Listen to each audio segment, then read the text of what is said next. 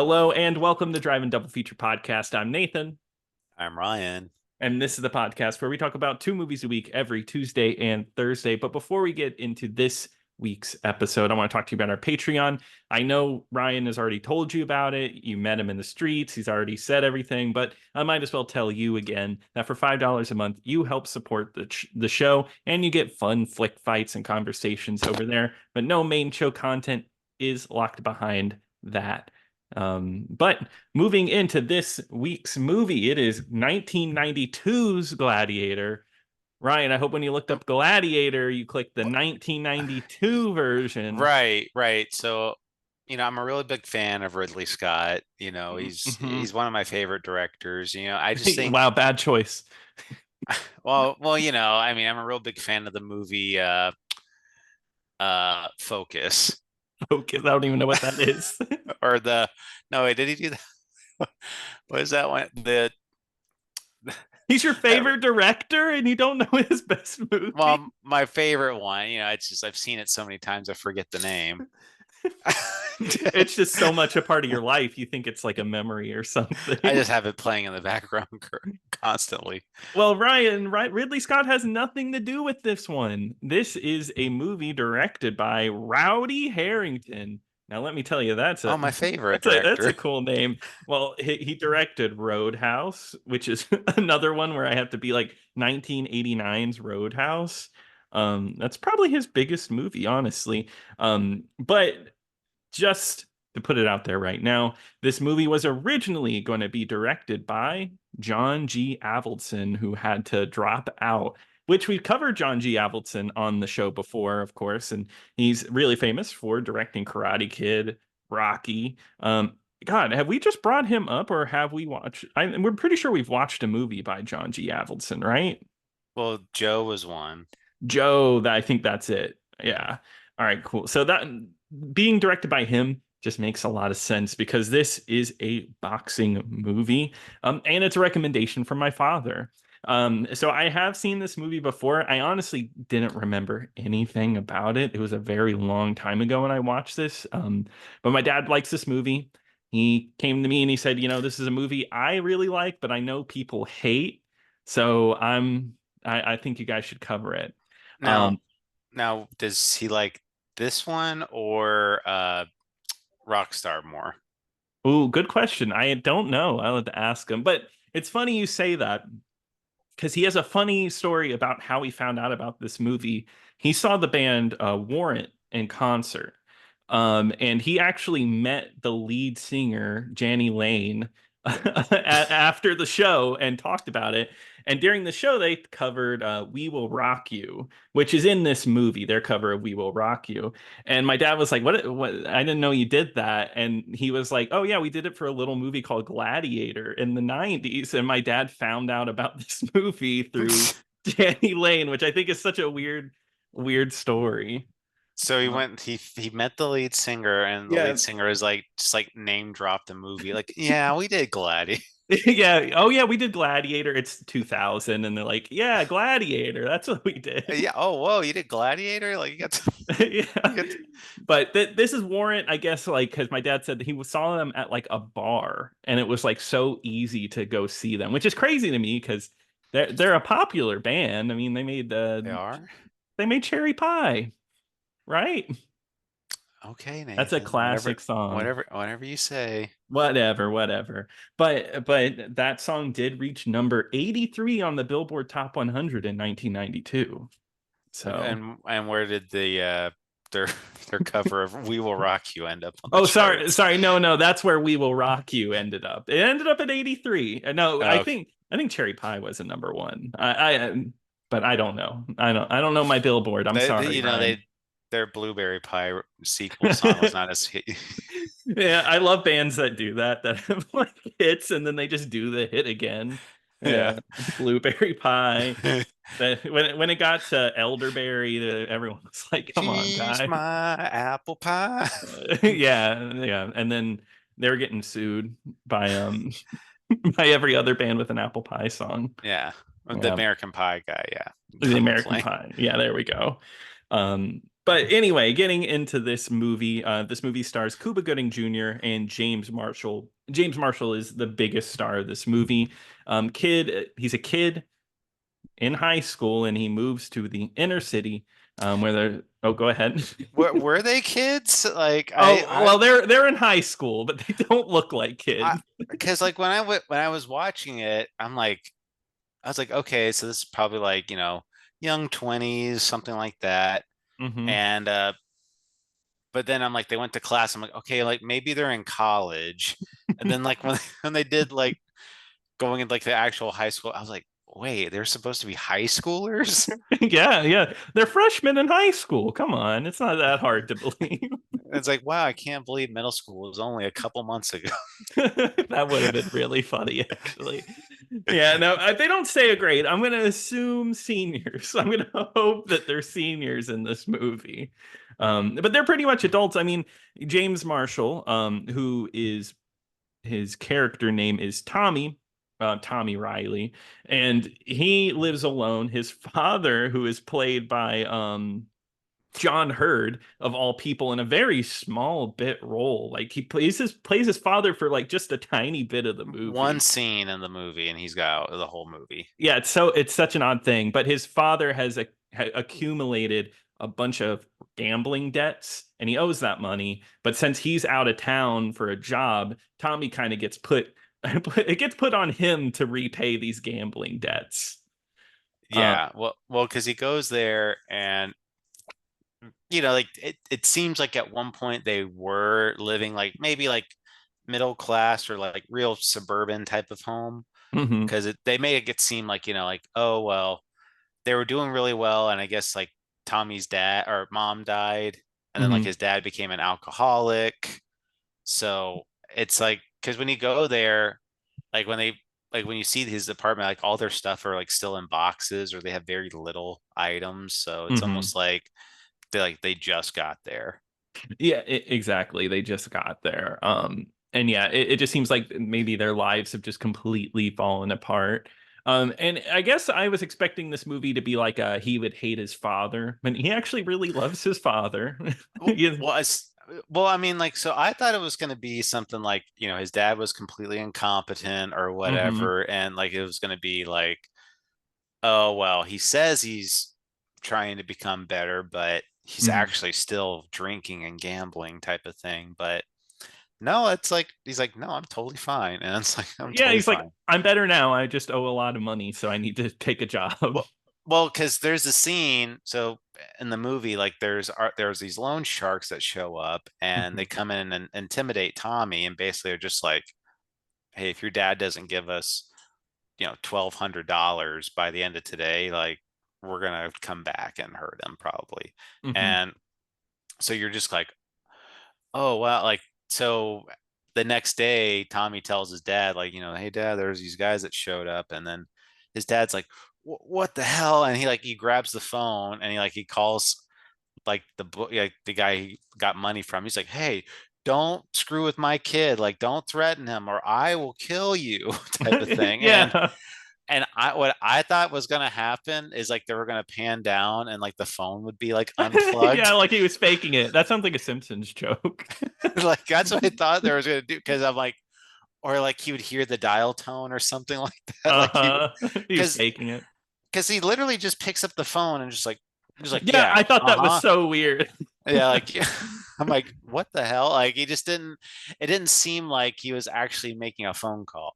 But he was defending his son.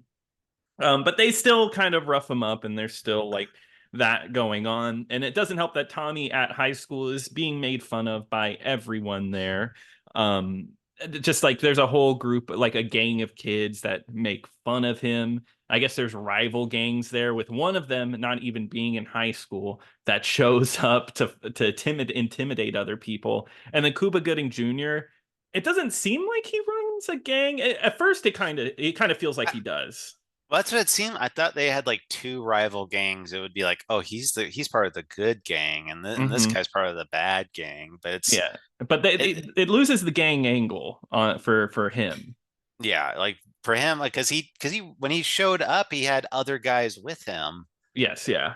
So it wasn't like, oh, he's doing this on like he's some type of like some type of hero or whatever. It's just like, Mhm. oh no, me and my buddies here are gonna screw up you and your buddies. Yeah, exactly. But it ends up being a one-on-one fight between him and the gang leader, and the gang leader has a knife, but he's able to dodge every single one of the knife hits, and that kind of starts a feud between them that exists like on the outside of the movie for a little bit while Tommy does his thing.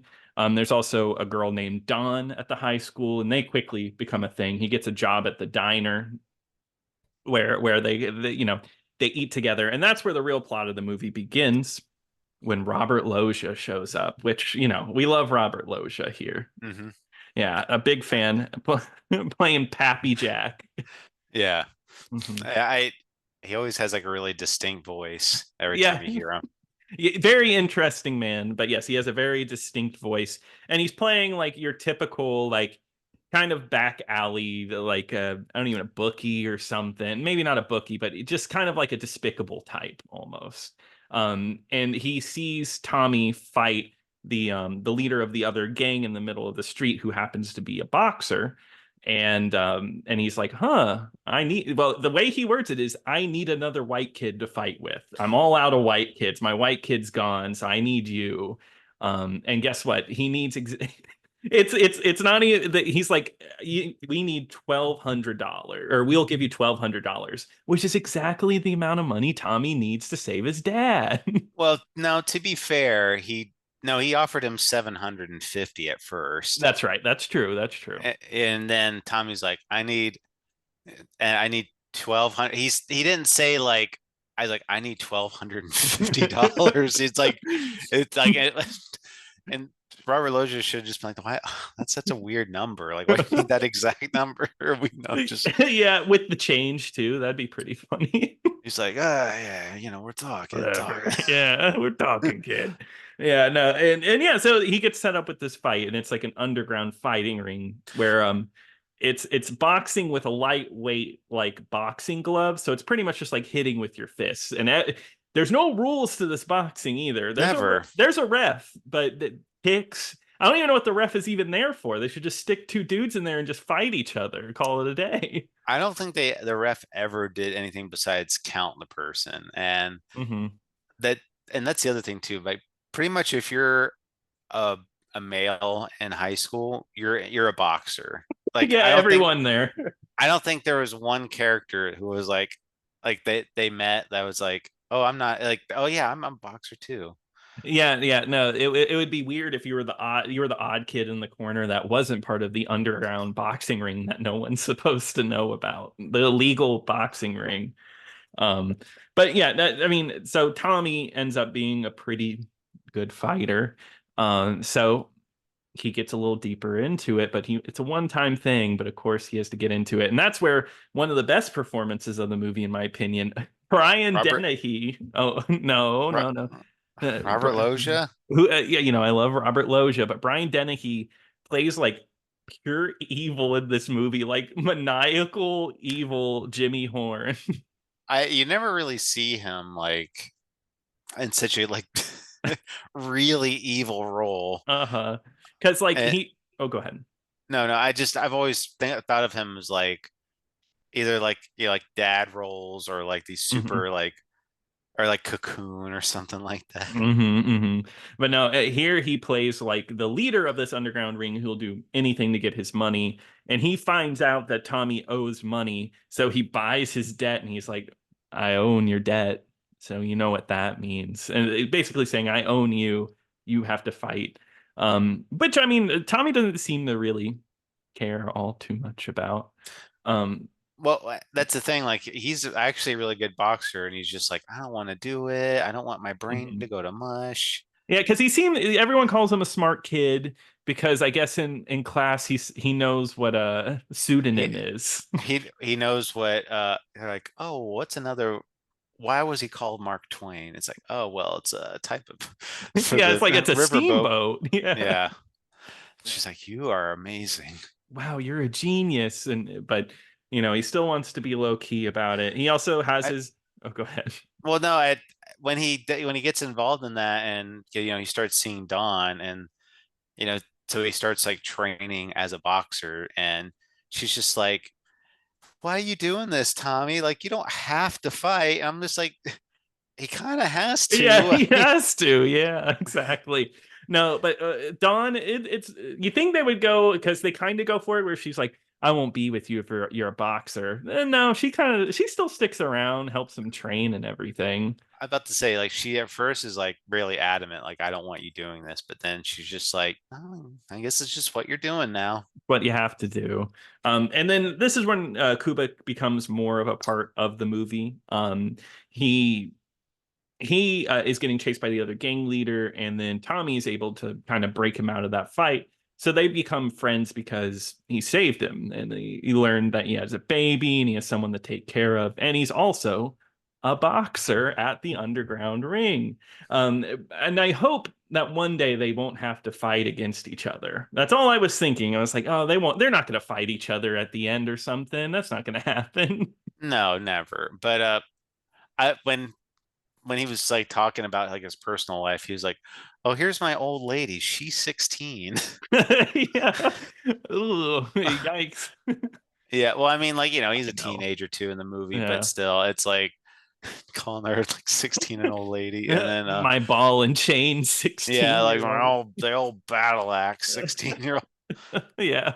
No, And and well, you okay. didn't say too, and Cuba Gooding Jr.'s name in the movie is Abraham Lincoln. Yes, it is Abraham Lincoln, which is awesome. Um, but yeah, that I kind of like their dynamic. I think it's fun. I actually think all the performances are kind of fun. I'm not going to tell you that James Marshall is anything amazing in this movie. Very quiet type, but I'm gonna be honest with you, I kind of like him. I think he's got a charisma in this movie. He's got a very quiet, like he's got a presence about him. Like he doesn't say a whole lot, and he doesn't really emote all that much. Mm-hmm. Like he does get angry at some points, but he's never like oh, I'm so full of feelings type of guy. But just he looks like a mini like Ivan Drago, He like kind does, of. yes, yeah. No, It's I just like if he was just like super skinny. Yeah, exactly. I felt the same way. And he's interesting because like this is his one and only leading role. Otherwise, he's in supporting roles. Like he's in Twin Peaks and like a few other things. And it's interesting that Kuba would go on to win an Oscar, and his career is only everything in highlights, and Yeah, he's doing great nowadays. it's gone up since then, Yeah, yeah, only got better. up in Um, flames. yeah, but as it goes along, Kuba gets hurt really bad, and of course Brian Dennehy in his evil mastermind ways, because he's like, "Oh, these audiences, they want to see death. It's the fear of death. That's what they like to see." So he's got a brain bleed and he can't box. But Brian Dennehy's like, "No, that's all fake. We fired that doctor. We're gonna get you a fight, and it's like a huge prize pool." So that's why he goes in and wins. And it's supposed to be like a big twist because Tommy's like, "Okay, I've got a fight today. What's going on?" And then it's, no, you're fighting Abraham Lincoln. So could you imagine hearing that? Yeah, like if you didn't know who he was, you're just like if somebody came up to you and was just like, "Oh, you're gonna meet Abraham Lincoln today," and it's just like some regular guy just shows up. I'd be a little pissed. I'd be a little angry. I'd hope they'd erase him from the dead. I mean, they've made movies about the man, um, vampire hunters, all that garbage. Uh, Based off of a true story. yeah, of course, of course. Um, Yeah, I mean, it's obvious, that's gonna happen from a mile away, yes. but it does add like a little bit. I mean, I kind of like the dynamic a little bit. I mean, it's because it's they're like they really Cuba Gooding Jr. like really has to fight because he's basically just like I have to do this because I don't Mhm. have any other avenue in my life. It's like it's either this or I go hungry and die. Exactly, yeah. And then Tommy just has to do it. He has to be in the ring, but it makes for a good fight because he doesn't fight him, right? He's not gonna hurt him, and Kuba's gonna hurt him. So Tommy's just kind of standing there taking it. And like, it gets more and more interesting because Brian Dennehy pretty much kidnaps Dawn and has her right next to him. Uh, she's like sneaks into the fight, and then instantly Robert Lowe is just like, "Oh, you're the girl. I'm taking you real Hey, quick. honey, come join the fight. Exactly. Yeah, and they threaten, but Tommy ends up. I like how Tommy's like, I'm not going to hit you in the head. I'm just going to hit you in the body, which Yeah. is funny. No, I mean this movie, honestly, I was really enjoying it. I think it's a nice, like up to this point, I think it's a nice piece of like. It felt like the 90s. It felt like just kind of like a 90s boxing movie, kind of simple. I enjoyed the plot points. I liked the performances. I had a good time. Well, I like, was having a good time. so I watched this movie with my dad because Oh wow.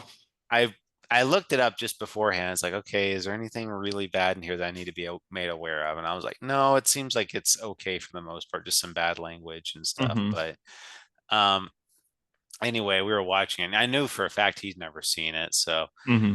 we were watching it, and it's like after the scene, I think it's yeah, it's this Tommy's first fight where he beats up Black Death, Yes, yeah. and then once he beats up Black Death, like the referee like steps in and tries to stop it, and he like knocks out the referee, That's right. Yeah. and then like my dad and I were just like laughing really hard at that point. Yeah, he just punches the referee. Oh my God, but that's not even the funniest punch in the movie. I was busting out laughing when Cuba Gooding Jr., Lincoln, he gives up. He's like, whatever, I'm not going to fight you. I quit.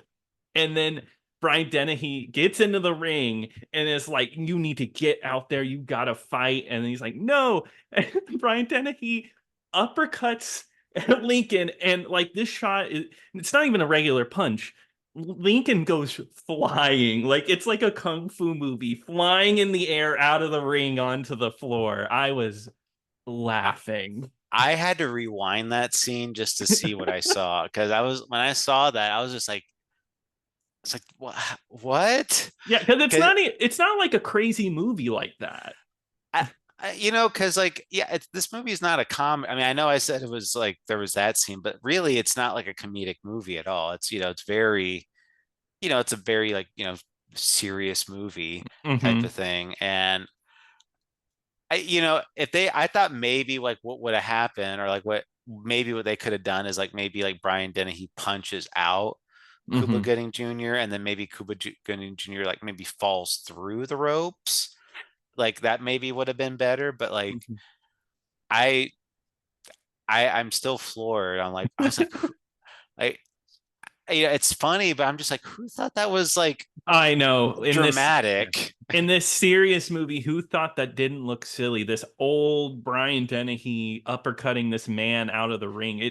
It's so jarring to the rest of the I, movie. like you said, he goes flying. Like imagine like a boxing ring. Like Cuba Gooding Jr. clears the top rope. Yes, yeah. He like his body is sailing through the air. It's God, it's one of the funniest things. I was laughing. And then it kind of devolves into Brian Dennehy and Tommy Riley both fighting each other in the ring. Because I guess Jimmy God, Horn was a former boxer at one point, yes. and like the whole time they're building him up because they're like he's like he doesn't have any weaknesses at all. Like Hmm. and because I guess he said they had to retire due to his foot or something like that. Oh But yeah, we didn't mention Ozzie Davis playing Tommy Riley's like ringside dude who gives all of the secrets away, yeah, his what their cornerman, weakness yeah. is. Yeah. But yeah, Jimmy Horn does not have a weakness. So it's a pretty harsh fight, but of course, Tommy Which I Riley mean, wins. I'm sure like he was a boxer, a good boxer at one point, but I'm like, it's Brian Dennehy, and it's like It's so weird. He's so it's, old. I'm like, I don't even know. Like, okay, now I have to Google and see how old he was. So he was born in 1938. So he was just he was 54. Yeah, no, there's no way. And this kid that's supposed to be what, 16, 17. Um, Yeah, and I mean, he is really tall. Like he's a huge guy, like not big, but he's just a big dude. He's just really yes, yeah. tall. And that was just like such a because like the whole time, like they're they have like those really light boxing gloves, and they're like, no, we're bare knuckle boxing now. And Yeah. and like you said about the rule, like I was like, I'm not sure why there's a ref in here because there are like at multiple points headbutts, low blows, like Hmm. clenches where like they're doing bear hugs. One of them gets suplexed one time, like it's like a wrestling match. Yeah, the ref does not need to be here. It's like I don't know. It's goofy. But I mean, I guess you need someone to count. No one else there can count. No, yeah, but that's like it's a really super dramatic fight, but it's just like so intense. It's just like it's almost funny, like what this fight. Yeah, no, it's definitely a silly fight. And it's kind of from the angle because there's a lot of first person angles. It reminded me of like a Sega CD game, like a Sega CD boxing game where you're in first person and you gotta hit the buttons at the right time. I don't know. Weird Specifically reference. CD. Yeah, for like an FMV game, like Brian starring Brian Dennehy. Well, would you be starring him or Oh, you'd would be you be facing fighting? off against him. Yeah, the Gladiator Sega CD game. This is an off tangent, but did you ever there was like that one boxing game that had like two joysticks for like fists. Did you ever play that? No, I don't. I've never heard of that. Okay, never mind. I mean, like the final boss was Butterbean. That's pretty cool. Yeah, that sounds. It sounds kind of familiar. Maybe, but we'll have to talk about that later. But Yes, anyway, yeah. um, yeah, I always love a good boxing movie, honestly. Same here. Yeah. I I a lot of them I've seen. I like, like this one. I mean, like I said, Rocky's one of my favorite movies of all Oh, time. really? Oh no, I was just making that up. But Oh, um and no, and then like Fat City, that's like another really big one that I like watching a lot. So it's just a lot of really good boxing movies, and this one honestly is no exception. I had a really good time with mhm. this one. Just I was not I was kind I mean I was like okay, it'll probably be decent, but Mhm. I'm not expecting much from it. But I was just like, no, that was actually really good. No, I totally agree. I came out of this one like I had a great time. Like, it gets silly in the end, but that was just fun. And then everything before it, I think was a pretty good story with solid performances. And I mean, this one was a good time. I don't know. It did get like destroyed when it came out. On Rotten Tomatoes, it has a 31%. I know for older movies, it's a little different, but no, I think this one holds up. I think it's a definite recommend. I say check it out. Yeah, I definitely say check out the soundtrack. Oh, yeah. Oh, got you. Well, the soundtrack it does have its own Wikipedia article, so it did something. Um, but that does wrap it up for today. Dad, you picked a good one. Good job. You did it. You did it. Yes. But Ryan, what are we covering on Thursday? Well, Nathan, we are continuing Romance Month with the man that epitomizes romance, and that, of course, is Elliot Gould. And we are going to be talking about the movie Getting Straight, which is on Amazon Prime. Awesome. Well, I'm excited to watch that one. And if you want to email us, you can email us at driveanddoubleFeaturePodcast@gmail.com. And you can also check out our Patreon over at patreon.com/driveanddoubleFeaturePodcast. But until next time. Until next time.